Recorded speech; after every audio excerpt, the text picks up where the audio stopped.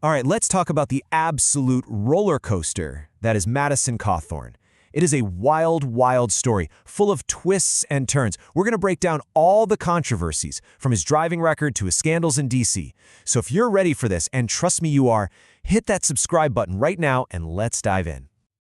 So, first things first, the big news. Madison Cawthorn, the former Republican congressman who seems to attract scandals like a magnet, has been arrested. Yep, again. This time down in Florida, his new home state. And the official reason for this arrest, get this, according to his spokesperson, it was all because of a scheduling misunderstanding. I mean, come on, a scheduling misunderstanding? What does that even mean?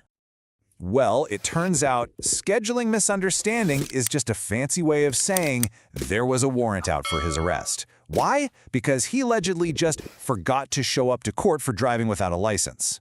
Whoops. But here's the thing. This latest arrest isn't some random one-off event. Oh no. If you look at his history, you see a pretty clear pattern starting to emerge. This is really just the latest chapter in a long, long story. So let's start with his adventures on the road, shall we? Because man, there's a whole timeline of traffic troubles here. It's like a cycle of rinse and repeat. Back in October 2021, he gets nabbed for going 89 in a 65. Then, by March 2022, he's charged with driving with a revoked license.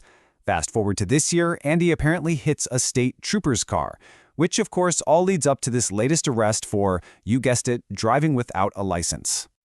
But you know, one of the funniest little details from his driving history comes from that speeding stop back in 2021. It all started with a simple question about the car he was in.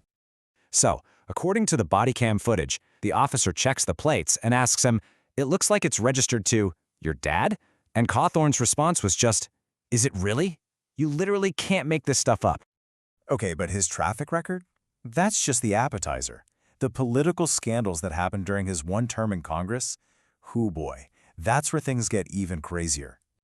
Remember when he went on a podcast and claimed with zero proof that his Republican colleagues were inviting him to orgies and doing cocaine? Yeah, that happened. He later said he exaggerated, but the damage was already done. And then you have the airport incidents. He was stopped not once, but twice for trying to bring a loaded gun through airport security. Twice! And then, of course, there was that video. The one of him, nude, with another guy. He said it was just him being goofy, but it was just another bizarre moment in a string of them. On top of all that, after he spoke at Trump's Stop the Steal rally, he started calling the people arrested for the January 6th Capitol riot political prisoners. So, after all that, he loses his primary election in North Carolina and moves to Florida. And now, well, the word is he's planning a political comeback. I am not kidding. Just look at this. On one side, you've got his resume. Losing an election, getting arrested multiple times, and just one bizarre scandal after another. And on the other side, the goal, to run for Congress again. But this time, in Florida. Which brings us right back to where we started. He's out of jail after paying a $2,000 bond, free to continue with his busy schedule and his apparent political comeback tour. So, the big question is, what's next? I mean, seriously, can someone with this kind of track record actually pull off a comeback? Or are we just watching the next chapter of this public drama unfold? I really want to know what you think. What is Madison Cawthorn's next move? Drop your wildest predictions in the comments below.